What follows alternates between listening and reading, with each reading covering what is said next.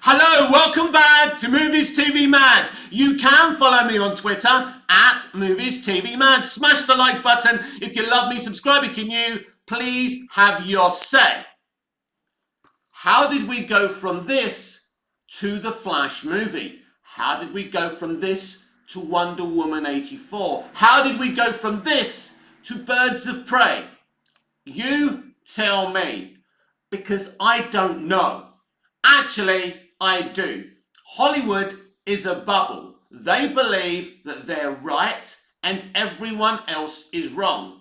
This was a fine start. The box office was a little bit lower than they wanted it to be, but this film had many fans. This film also had many detractors. You may be one of those people who thinks that this movie's a piece of shit.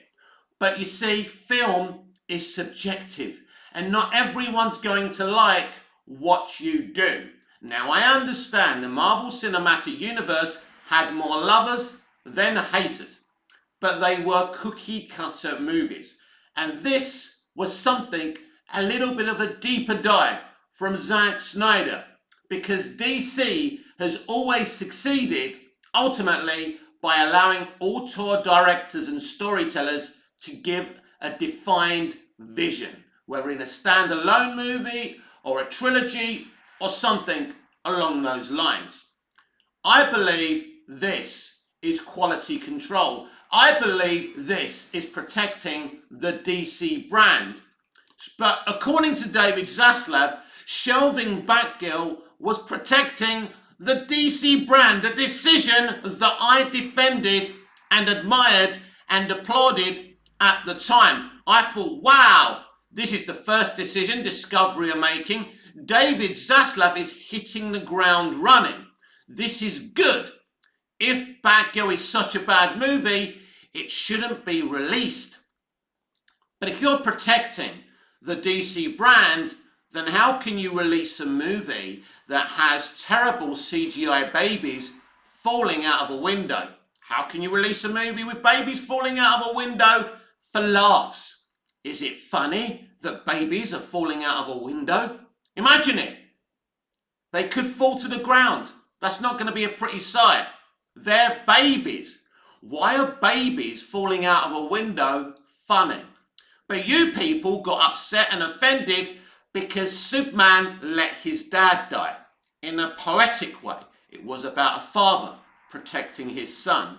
You lot lost your shit because Superman snapped Zod's neck. What's worse, terrible CGI babies falling out of an effing window, or what you saw on Man of Steel? We've gone from good to great to better to worse and worse. And now we are where we are. Zack Snyder has gone. I think it's even pointless and futile to talk about the restoration of the Snyderverse at this point. I think we've gone beyond talking about the Snyderverse and what they did to that man while he was mourning his own daughter. We've gone beyond that.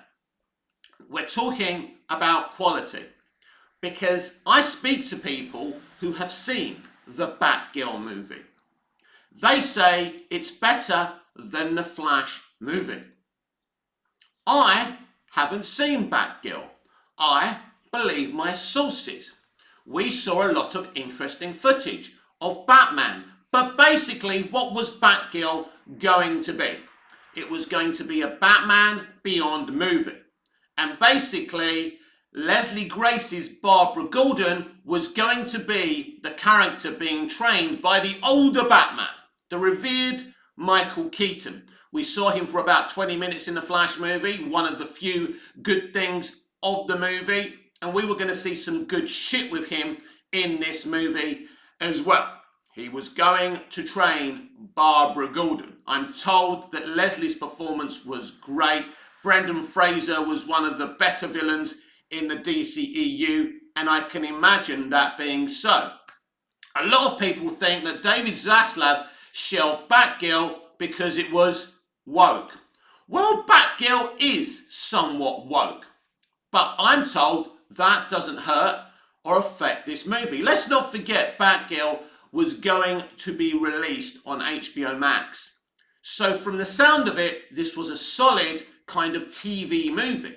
Better than a solid TV movie. So if he didn't shelve it for quality control, why did he shelve this movie? Because David Zaslav's plan is to sell off Warner Brothers little by little. He will sell DC ultimately. Let's hope he at least sells it to the right people. While he sells off Warner Brothers piece by piece, IP to IP, slate to slate, he's got your singing and dancing clown James Gunn attempting to distract you. So what's the latest distraction? Oh, auditions are going really, really well. I'm so happy that we've got so many great actors auditioning. But it's just a distraction, everyone, to distract from this latest clusterfuck. Everyone's trying to tell you, because there's so many arrogant people out there who think they know everything, why The Flash failed. There's one reason why The Flash failed, but there's many, but the most compelling reason is Walter Hamada. But you have to put it on his door. He was in charge. He was the president of DC Films. So he is the reason that film's a piece of shit and a mess. Yes, look, I like things in the movie, but as a film, it doesn't work. So it is a piece of shit. I can say that I sat there and I enjoyed elements of it. I enjoyed Ezra Miller's performance. I loved seeing Nicolas Cage as Superman. Visually, how he did those cameos was strange, but it was his creative choice. The unfinished CGI wasn't a creative choice. When he says he did it on purpose, he's not talking about the unfinished VFX. It's the artistic style he decided to deliver the cameos in. I think the only thing that works really there is the Nicolas Cage moment. He really wanted to do the Nicolas Cage Superman, and I'm glad he did. Because Tim Burton making a Superman movie would have been really, really special. I'd still love to see that movie. But that's me. The DCEU started with a really good film. Don't let anyone tell you any different.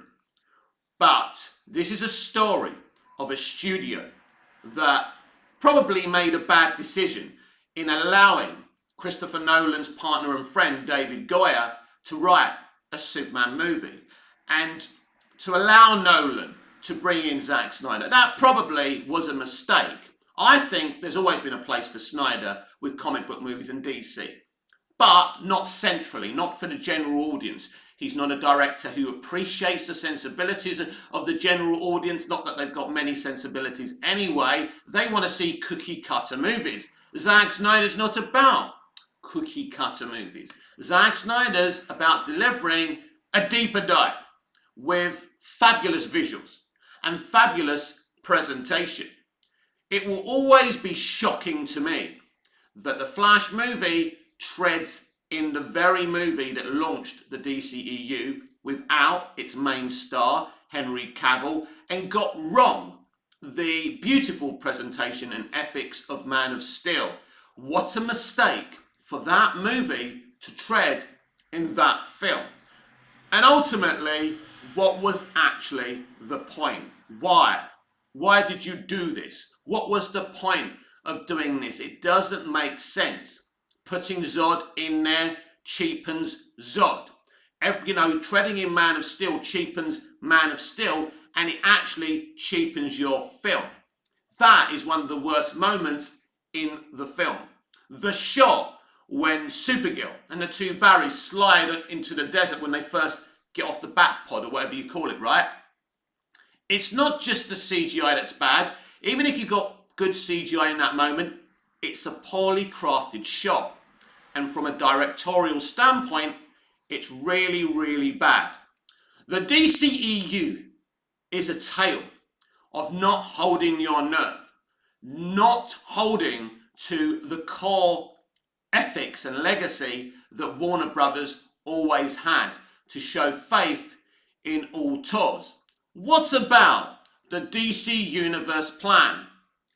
It's not going to work, people. It's not going to work. Ultimately, the audience have said, we don't want these cookie cutter movies. We don't want them.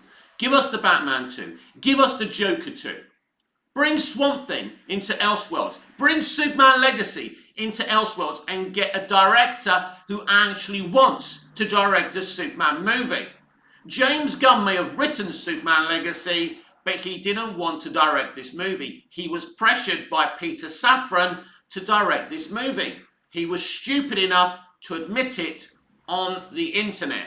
Imagine a Superman movie directed by Peter Jackson or someone of that ilk, or someone even coming out of film school with a definitive vision.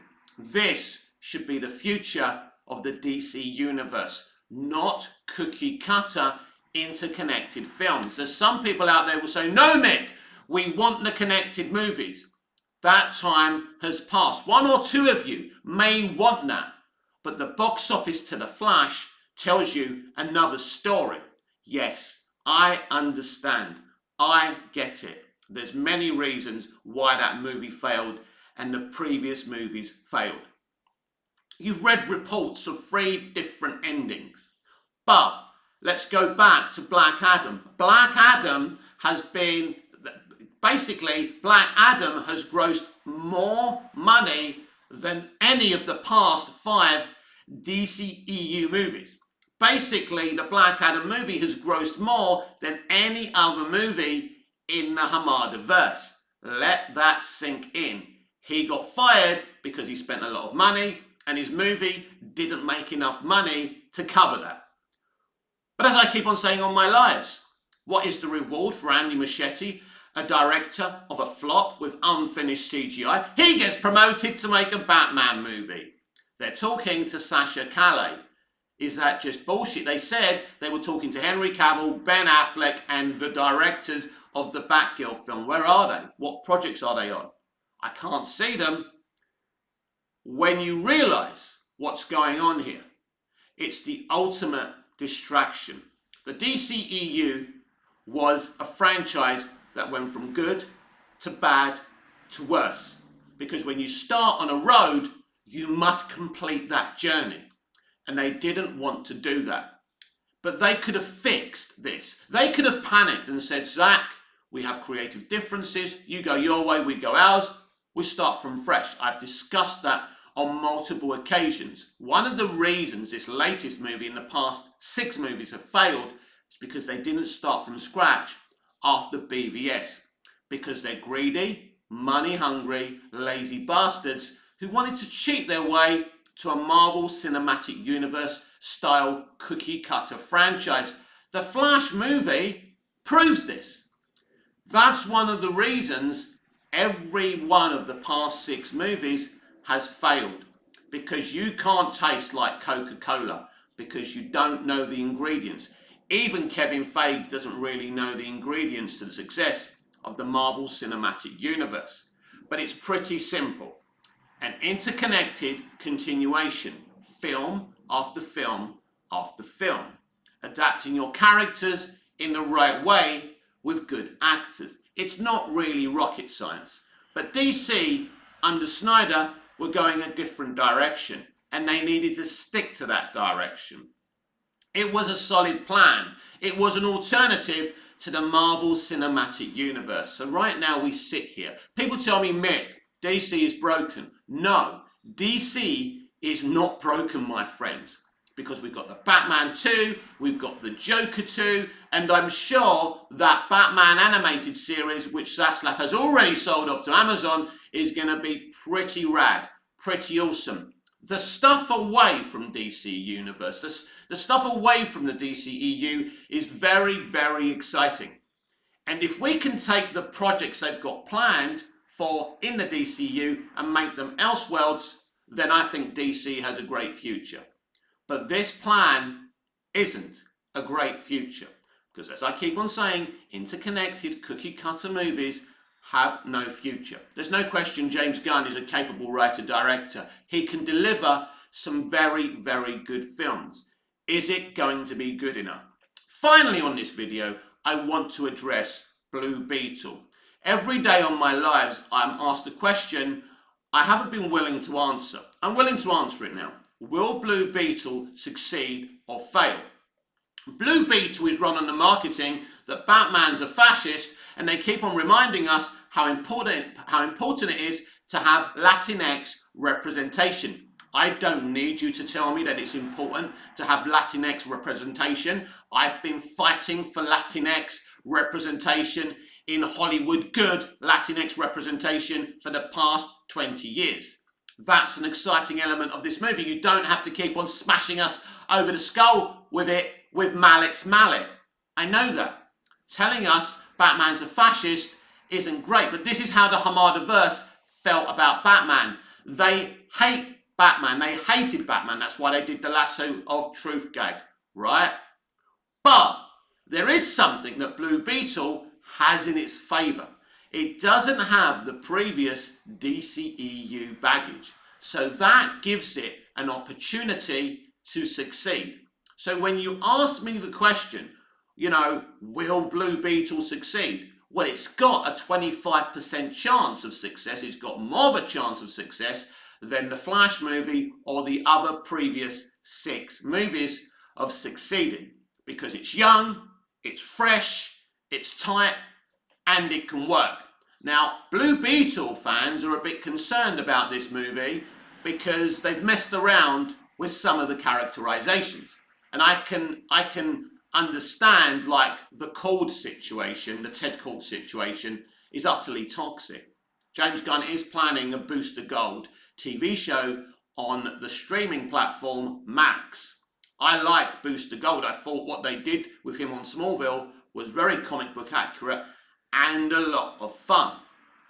So I don't believe it's useless for Blue Beetle. I believe, for the reasons I've just explained, because it lacks the baggage of the previous movies. It doesn't have the actors of the previous universe, the DCEU. It has more of a chance to succeed. But you do need to put yourself in the general audience's position, right? So it's August. There's not much coming out. I don't actually know what exactly is coming out. So I'm a member of the general audience, and there's a film starring Zolo Maradona from Cobra Kai called Blue Beetle. I've never read a Blue Beetle comic book. I've never watched Batman the Brave and the Bold, the animated series, to know even who Blue Beetle is. I didn't see Blue Beetle on Smallville. I did. I'm just giving you like a what-if scenario here. Am I interested in Blue Beetle? I don't think massively the general audience are going to be interested in Blue Beetle. But, because this is not a negative take on this film, I think there's some people who may come in on intrigue. So this movie could potentially bring in better box office than the Flash movie. It does have that potential because it lacks the baggage from the previous universe. James Gunn has said it's part of the new universe, right? I've spoken about how I don't think that new universe will work, but I do think it will be a solid entry, and it's got, it's going to have more quality in it, if you like, and I'm talking about it like in comparison to the past 6 movies. So Blue Beetle isn't completely fucked. First of all, it didn't cost much money to make. Second of all, it lacks all the baggage from before, and it's like a fresh start. It's a standalone movie. They do mention other characters, and that's okay. But I don't think you're going to see other actors playing other DC heroes in this movie. It sets up Blue Beetle's universe. It's really a mixture, it's basically about this cool Latinx character becoming a superhero while we see kind of the Latinx family dynamic. That might be something that people are interested in. So I don't expect this movie to break records or anything or be the best movie anyone's ever seen, but I do believe this movie isn't completely screwed. This has been Movies TV Mad. I'm Mick, your host with the most. Just ask your girlfriends and your wives. Please like, share, comment, subscribe, hit the notification bell so you never miss this beautiful perfection. Smash the like button if you love me. Subscribe if you're new. Please have your say. Until I see you live again, and please join me on the lives, we do have a lot of fun and debate and fun discourse. So until I see you again on my lives or one of these videos, goodbye, au revoir, auf Wiedersehen.